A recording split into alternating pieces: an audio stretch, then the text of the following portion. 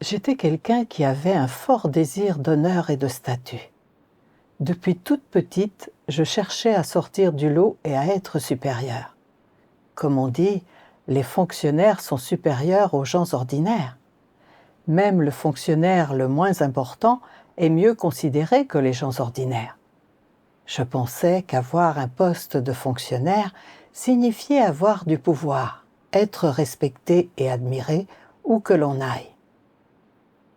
Quand j'étais jeune, j'ai fait toutes sortes de travaux sales et épuisants dans le village juste pour obtenir un poste de fonctionnaire.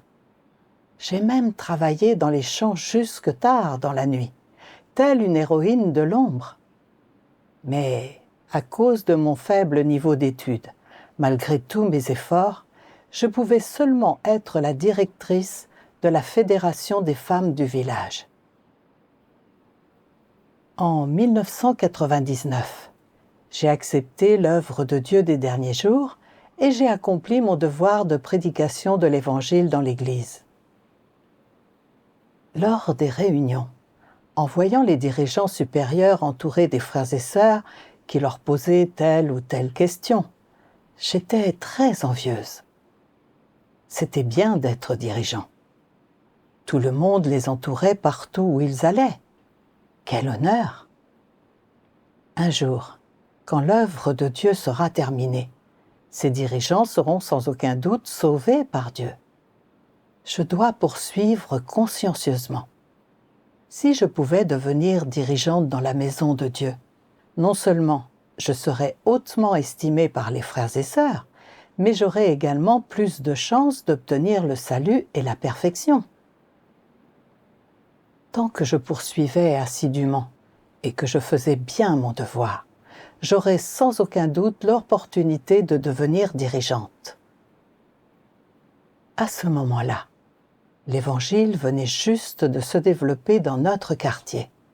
Et la plupart des gens qui acceptaient l'Évangile étaient les frères et sœurs de notre ancienne Église.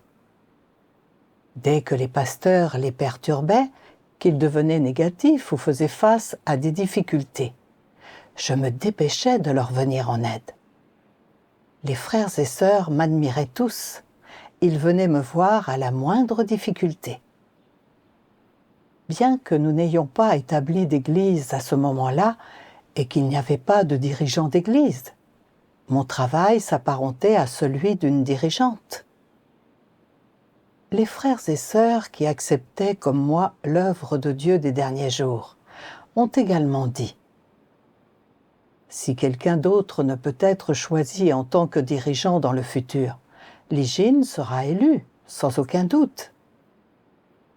En entendant cela, j'étais ravie. Je me suis dit : parmi les frères et sœurs qui ont accepté comme moi, personne n'est meilleur que moi. Et personne ne sait autant dépenser que moi. Et les frères et sœurs me soutiennent. Alors, lorsque viendra le moment d'élire un dirigeant, tout le monde me choisira certainement.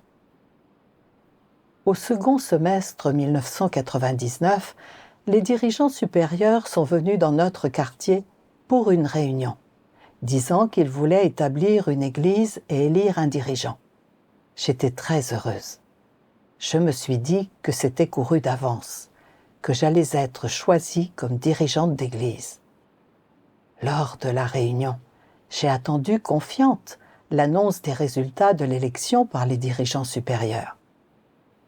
Mais, contre toute attente, sœur Liu Jin a été choisie comme dirigeante et j'ai été choisie comme diaconesse d'évangélisation.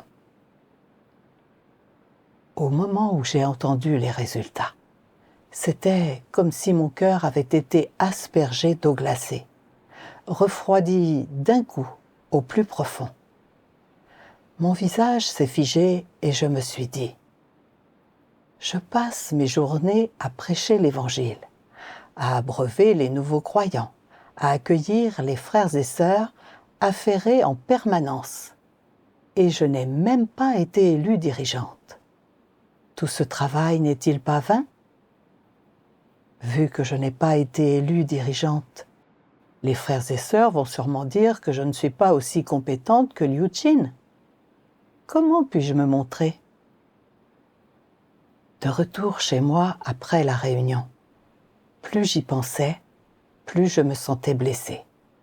Les larmes me sont montées aux yeux, sans que je m'en rende compte. Au fond de mon cœur, j'étais jalouse de Liu Jin. Avant, dans notre confession, tu n'étais même pas aussi zélée que moi. Alors en quoi es-tu qualifiée pour être dirigeante? Un jour, Liu Jin est venu me questionner sur l'abreuvement des nouveaux croyants. J'étais furieuse. Je me suis dit, tu ne comprends rien et pourtant tu es dirigeante. Si tu n'es pas capable de gérer ça, pourquoi ne pas l'avoir dit avant? J'ai répondu avec impatience. N'es-tu pas la dirigeante? Débrouille-toi toute seule. Liu Jin a dit, avec désarroi, je t'ai posé ces questions parce que je ne comprends pas. En l'entendant dire ça, je me suis sentie un peu coupable au fond de mon cœur. Alors je me suis radoucie et je lui ai dit quoi faire. Vu que je n'avais pas été choisie comme dirigeante, j'avais toujours un sentiment de manque dans mon cœur et je ne parvenais pas à montrer d'enthousiasme pour mes devoirs. Avant, lorsque je suivais le travail d'évangélisation, je cherchais activement les frères et sœurs afin de comprendre la situation des destinataires potentiels de l'Évangile. Et je faisais équipe avec eux pour répandre l'Évangile. Mais aujourd'hui, même s'il n'y avait aucun destinataire potentiel de l'Évangile, je ne les cherchais pas activement. Parfois, lorsque j'étais seule chez moi, je me disais « J'accueille des gens, je répands l'Évangile et au bout du compte, je n'ai même pas été élue dirigeante. Quel espoir y a-t-il pour le salut dans le futur ?» Plus j'y pensais, plus je devenais négative et je priais Dieu à propos de mon état. Oh mon Dieu, je ne suis pas devenue dirigeante et je ne suis pas du tout motivée pour faire mon devoir. Mon cœur est mal à l'aise, mais j'ignore comment changer cet état. S'il te plaît, guide-moi pour que je comprenne ton intention. Un matin, lors d'une dévotion, j'ai lu ces paroles de Dieu. J'aime tous ceux qui me veulent sincèrement. Si vous vous concentrez à m'aimer, certainement, je vous bénirai énormément. Comprenez-vous mes intentions? Dans ma maison, il n'y a pas de distinction entre un haut statut et un bas statut. Tous sont mes fils, et je suis votre Père, votre Dieu. Je suis suprême et unique. Je contrôle l'univers et toutes les choses. Tu dois me servir avec humilité et dans l'obscurité dans ma maison. Cette phrase devrait te servir de devise. Ne sois pas une feuille sur un arbre, mais sois la racine de l'arbre et plante tes racines profondément dans la vie. Entre dans une expérience authentique de la vie. Vis selon mes paroles. Cherche-moi davantage en toutes choses. Approche-toi de moi et échange avec moi. Ne prête aucune attention à aucune chose extérieure et ne te laisse contraindre par aucune personne, aucun événement ou aucune chose, mais échange uniquement avec des personnes spirituelles au sujet de ce que je suis. Comprends mes intentions, laisse ma vie couler parmi vous, manifeste mes paroles et conforme-toi à mes exigences. Après avoir lu ces paroles de Dieu, j'ai compris que dans la maison de Dieu, il n'y avait pas de distinction entre un statut bas ou élevé. L'intention de Dieu est que nous poursuivions la vérité, que nous fassions nos devoirs en silence pour le satisfaire. Dieu ne veut pas que nous poursuivions le statut. Il veut que nous poursuivions la vérité et gagnions la vie. Gagner en statut est une sorte de gloire externe, mais c'est insignifiant et dérisoire. Tout comme les feuilles, aussi belles soient-elles, qui tombent en automne. Les fleurs, aussi belles et appréciées soient-elles, ne donnent pas de fruits et manquent de vie. J'avais toujours voulu devenir dirigeante, être encouragée, admirée, écoutée, soutenue par les autres, avoir un statut dans leur cœur. Mais quel était réellement le sens de la poursuite de ces choses? L'œuvre de Dieu des derniers jours servait à juger et à purifier les gens, à leur apporter la vérité. Si je ne poursuivais pas la vérité, si mon tempérament corrompu ne changeait pas et que je ne gagnais pas la vérité, alors ma croyance n'était-elle pas vaine? Je ne jurais que par le statut, sans quoi j'avais des sentiments négatifs et je perdais tout enthousiasme à répandre l'Évangile. J'ai réalisé que je ne cherchais pas la vérité, mais la réputation et le statut. N'était-ce pas m'éloigner des intentions de Dieu? J'ai prié Dieu. Oh mon Dieu, mon désir de statut est trop grand. Lorsque je vois les autres devenir dirigeants et que je ne suis pas choisie, je deviens négative. Dans le monde, je cherchais à être une fonctionnaire et un cadre. Maintenant que je suis dans la maison de Dieu, je poursuis toujours les mêmes choses. En quoi suis-je différente de ce que j'étais quand je faisais partie du monde? Oh mon Dieu, je ne veux plus poursuivre le statut. Je suis disposée à faire mon devoir en tant qu'être créé selon tes exigences pour te satisfaire. Après ça, mon état a changé. Je suis devenue enthousiaste pour diffuser l'Évangile. Lorsque Liu Chin avait des difficultés et venait me poser des questions, j'échangeais avec elle tant que je comprenais. Je me disais que cela faisait partie du travail de l'Église, que lorsque la sœur rencontrait des difficultés, je me devais de l'aider et que cela relevait aussi de mon devoir. 2 mois plus tard, Liu Chin a été renvoyée car elle n'arrivait pas à faire de réel travail. Et les frères et sœurs m'ont élue dirigeante de l'Église. Je me suis sentie particulièrement heureuse dans mon cœur, me disant que c'était une faveur de Dieu et que je devais travailler dur. Ensuite, j'ai choisi des chefs pour chaque groupe et j'ai échangé avec les frères et sœurs à propos de la signification de la diffusion de l'Évangile, ce qui a amélioré l'efficacité de sa diffusion. Je répandais l'Évangile pendant la journée et la nuit, j'abreuvais les nouveaux croyants. Et si un frère ou une sœur était négatif ou faible, je lui rendais visite pour lui proposer mon aide. Tout le monde m'accueillait chaleureusement, et si quelqu'un avait des questions, il venait me voir. Le fait de voir les frères et sœurs se réunir autour de moi et me respecter énormément me plaisait beaucoup. Je me disais, c'est bien d'être dirigeante. Si je fais bien tout le travail d'église, il y aura des opportunités de promotion.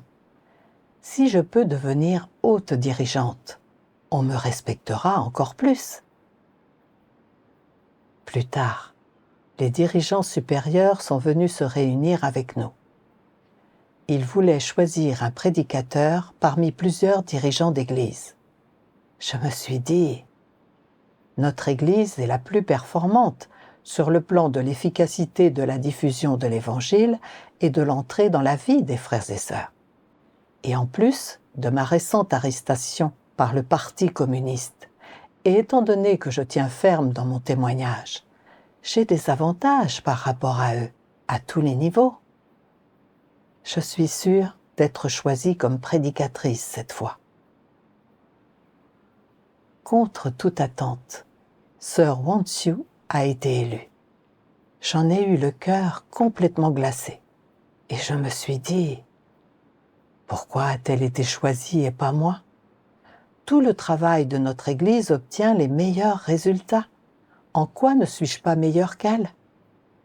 Vu que je n'ai pas été élue prédicatrice, quelle opinion les frères et sœurs auront-ils de moi? À l'avenir, qui me respectera? Lors des réunions suivantes, je n'ai rien dit.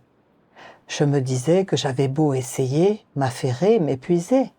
À quoi cela servait-il? J'avais honte de me confier sur mon état et de chercher une solution. J'avais peur de perdre la face, alors j'ai gardé cela pour moi.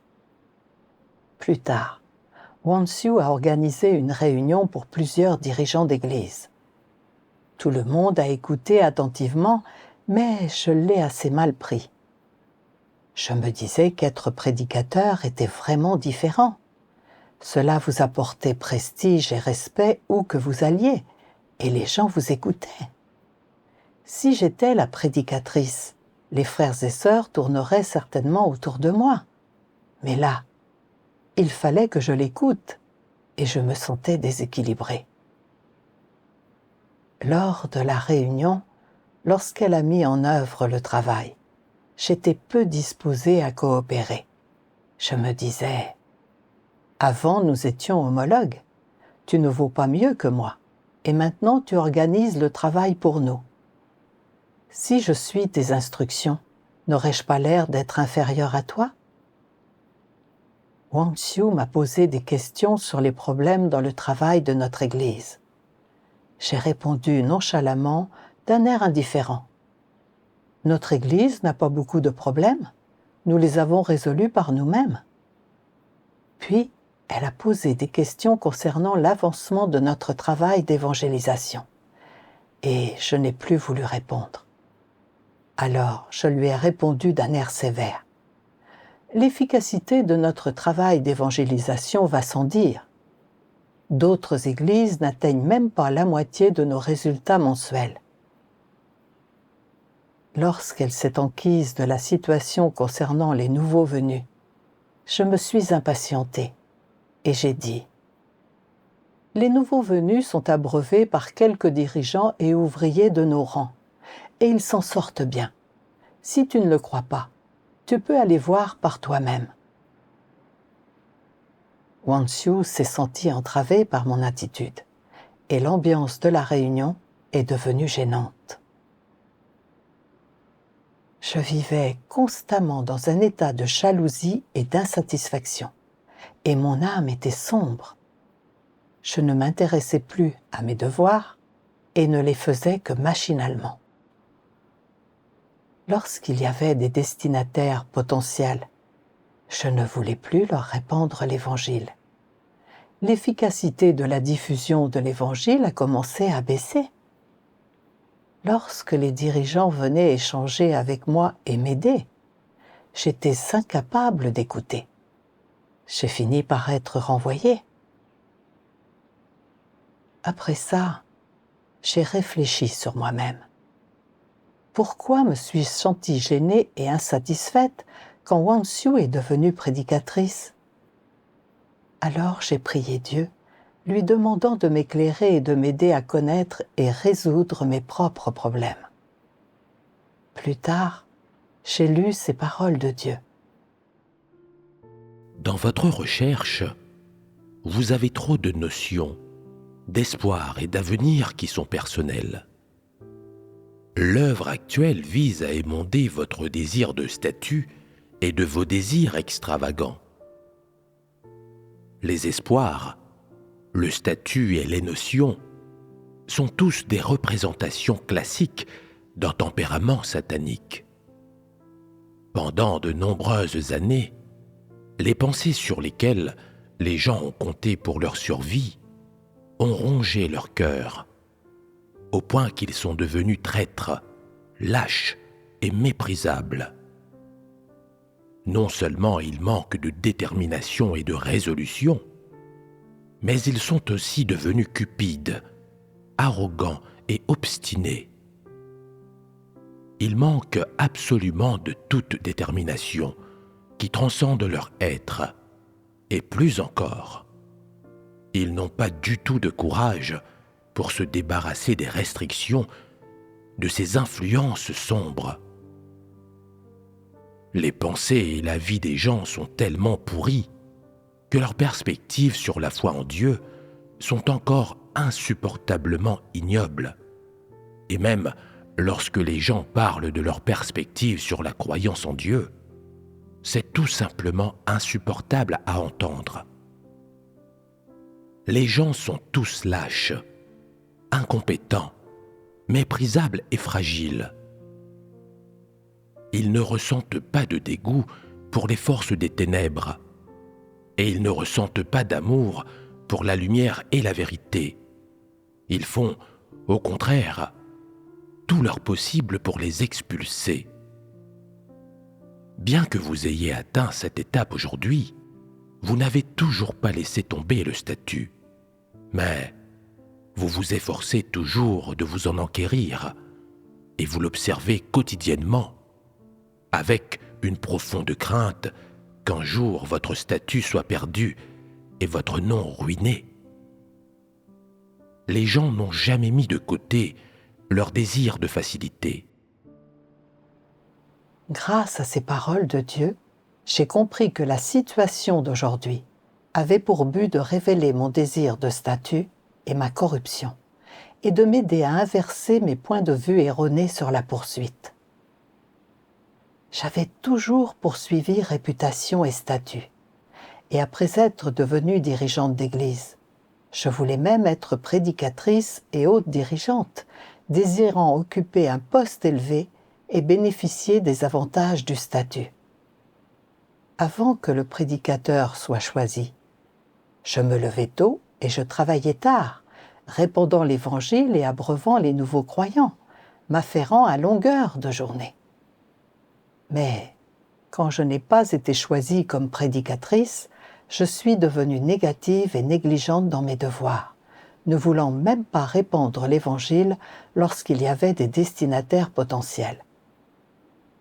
Il était clair que je poursuivais le statut de dirigeante.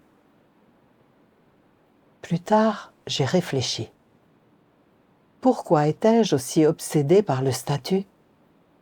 C'était parce que je vivais selon les poisons de Satan, tels que l'homme cherche à s'élever, l'eau coule vers l'aval, et les officiels sont supérieurs aux gens ordinaires, pensant que dans la vie, on devait tout faire pour être supérieur aux autres, et que ce n'est qu'alors qu'on peut être hautement estimé et respecté, et vivre une vie riche et pleine de sens. Contrôlée par ces pensées, je n'étais pas disposée à être la plus petite de tous. À 16 ou 17 ans, afin de devenir chef du village, j'y faisais toutes sortes de travaux difficiles et exténuants.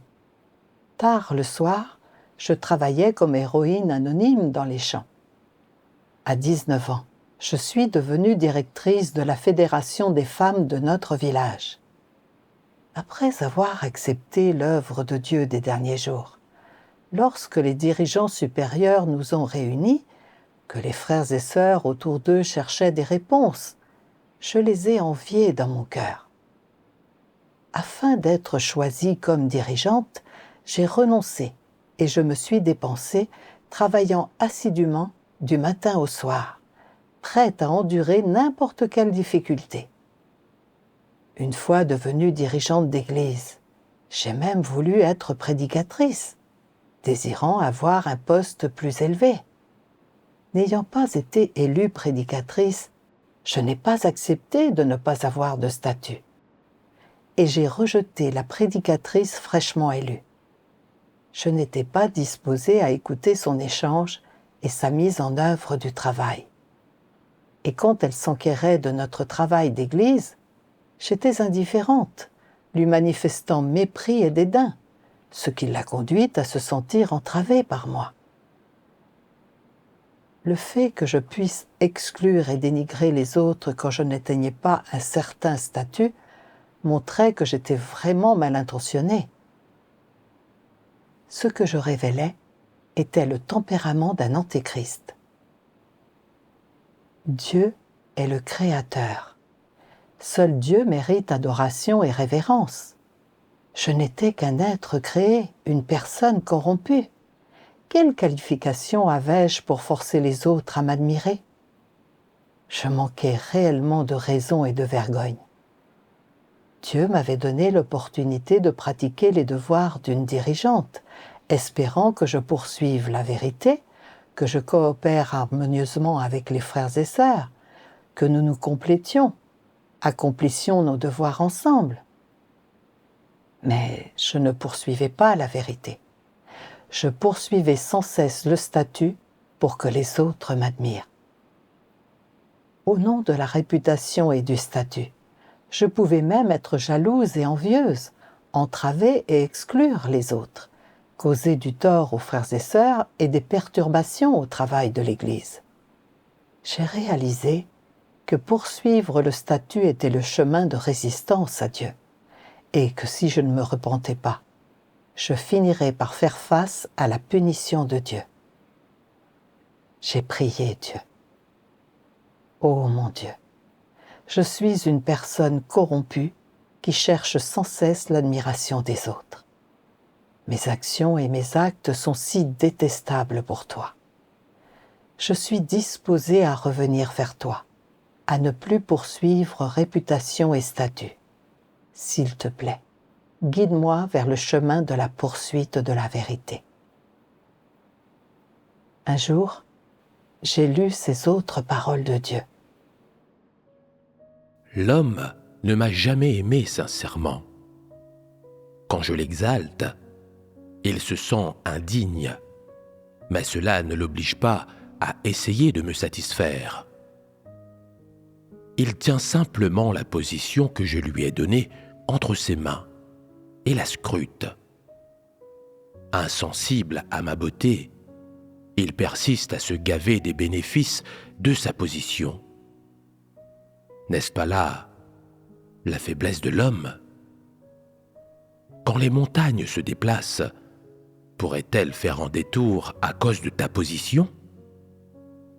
Quand les eaux coulent, pourraient-elles s'arrêter devant la position de l'homme?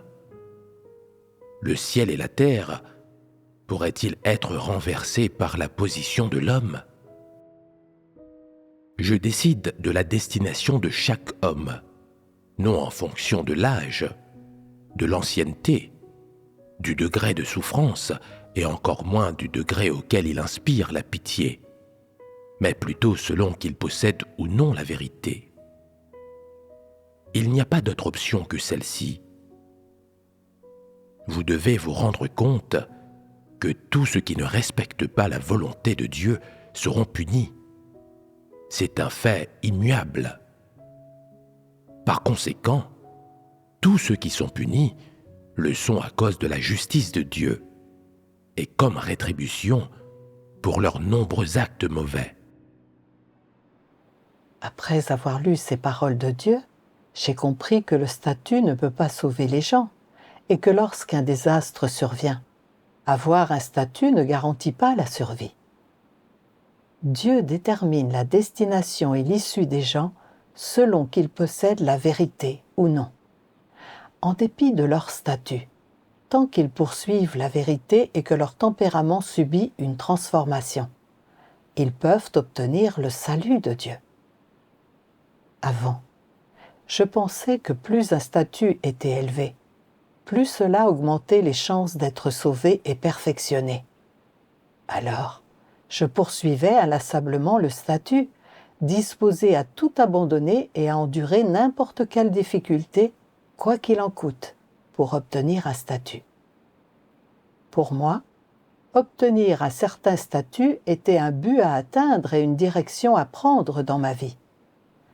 Quand je n'ai pas été choisie comme prédicatrice, je suis devenue négative et j'ai perdu tout enthousiasme à faire mon devoir. Vivre avec ce point de vue erroné m'a fait beaucoup souffrir, a causé du tort aux frères et sœurs et a nui au travail de l'Église. J'ai pensé à Paul, qui avait un statut élevé dans les cercles religieux, qui répandait l'Évangile, gagnait beaucoup de personnes et établissait de nombreuses églises, mais qui ne poursuivait pas la vérité. Son tempérament de vie ne changeait pas, et il a fini par être confronté à la punition de Dieu. L'œuvre de Pierre n'était peut-être pas aussi vaste que celle de Paul, mais Pierre poursuivait la vérité. Il poursuivait l'amour pour Dieu et cherchait à mener à bien les devoirs d'un être créé. Pierre a fini par être perfectionné par Dieu et a obtenu son approbation.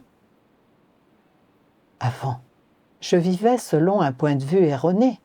Je suivais le même chemin que Paul. Si je continuais sur cette voie, je finirais certainement par subir le même sort que Paul. Plus tard, j'ai lu un autre passage des paroles de Dieu, ce qui a rendu le chemin de pratique plus clair. Dieu Tout-Puissant dit : les gens sont des êtres créés qui n'ont rien de digne au sujet duquel se vanter. Puisque vous êtes les êtres créés, vous devez accomplir le devoir d'un être créé. Il n'y a pas d'autre exigence pour vous. C'est ainsi que tu dois prier. Ô Dieu, que j'ai un statut ou non, je me comprends maintenant. Si mon statut est élevé, c'est grâce à ton exaltation. Et s'il est bas, c'est à cause de ton ordonnance. Tout est entre tes mains. Je n'ai pas de choix ni de plainte. Tu as ordonné que je naisse dans ce pays et parmi ce peuple, et je devrais n'être que complètement soumise sous ta domination, car tout est selon ce que tu as ordonné. Je ne pense pas au statut. Après tout, je ne suis qu'un être créé. Si tu me jettes dans le puits de l'abîme, dans les temps ardents de feu et de soufre, je ne suis qu'un être créé. Si tu m'utilises, je suis un être créé. Si tu me perfectionnes, je suis encore un être créé. Si tu ne me perfectionnes pas, je t'aimerai quand même, parce que je ne suis rien de plus qu'un être créé. Je ne suis rien de plus qu'un minuscule être créé par le Seigneur de la création, une seule parmi tous les humains créés. C'est toi qui m'as créé, et maintenant, tu m'as placé entre tes mains encore une fois, pour disposer de moi à ta guise. Je suis prête à être ton outil et ton faire-valoir, parce que tout est selon ce que tu as ordonné. Personne ne peut le changer. Toutes les choses et tous les événements sont entre tes mains. Quand le temps viendra où tu ne penseras plus au statut, tu t'en libéreras. C'est alors seulement que tu pourras chercher avec confiance hardiment. Et c'est alors seulement que ton cœur pourra être exempt de toute contrainte. Une fois que les gens auront été sortis de cela, ils n'auront plus d'inquiétude. Grâce à ces paroles de Dieu, j'ai compris que les gens étaient tous des êtres créés, qu'ils aient un statut ou non, et qu'ils étaient tous les mêmes aux yeux de Dieu. Que l'on ait un statut ou pas, tout a été prédéterminé par Dieu. Que telle personne fasse tel devoir et possède tel calibre et tel don, tout a été déterminé par Dieu.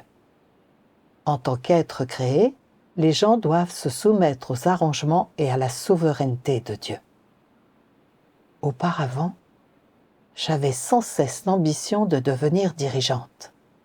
Devenue dirigeante d'église, je désirais même être prédicatrice. Cependant, vu mon calibre et ma stature, la fonction de prédicatrice ne me convenait foncièrement pas.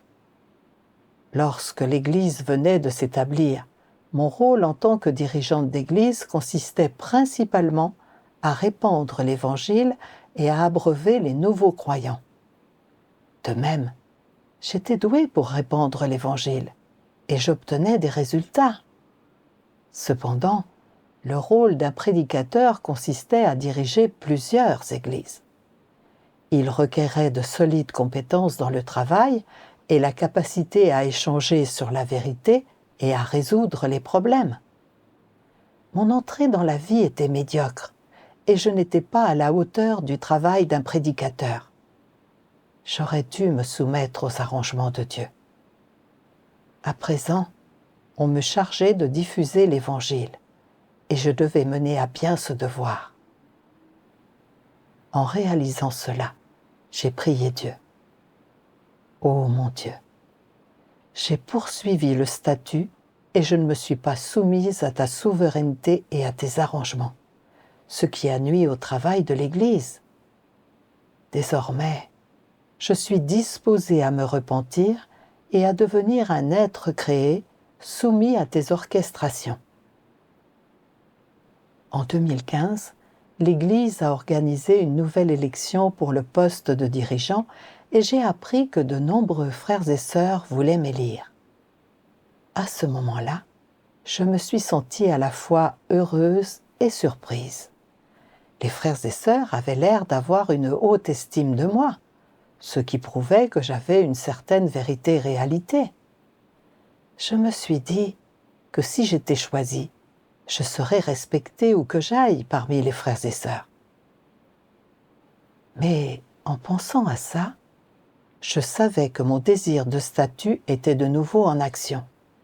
J'ai réfléchi. Ma poursuite du statut m'avait fait énormément souffrir et avait nui au travail de l'Église dans le passé. J'ai donc décidé que je ne voulais plus poursuivre le statut.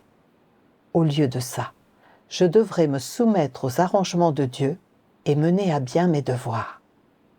J'ai prié Dieu en silence dans mon cœur, disposée à me débarrasser de mon désir de statut et de toute mauvaise poursuite. Je ne voulais plus poursuivre ni renommée, ni statut. J'étais disposée à me soumettre à tout devoir qui m'était confié. Avant le vote, les hauts dirigeants ont demandé à chacun d'entre nous de faire part de nos pensées. Je me suis confiée et j'ai dit « Même si je crois en Dieu depuis plus de 10 ans, mon entrée dans la vie est superficielle, ma nature est arrogante et j'ai un profond désir de statut. Alors, occuper un poste de dirigeant me permettrait de profiter des avantages du statut et d'entraver les autres. Je ne pense pas convenir pour un poste de dirigeant. Je partage ma véritable situation avec vous tous. Vous pouvez m'évaluer en vous basant sur les principes. » Après mon intervention, je me suis vraiment sentie en paix. Finalement, les frères et sœurs ont choisi 2 autres sœurs pour être dirigeantes d'église.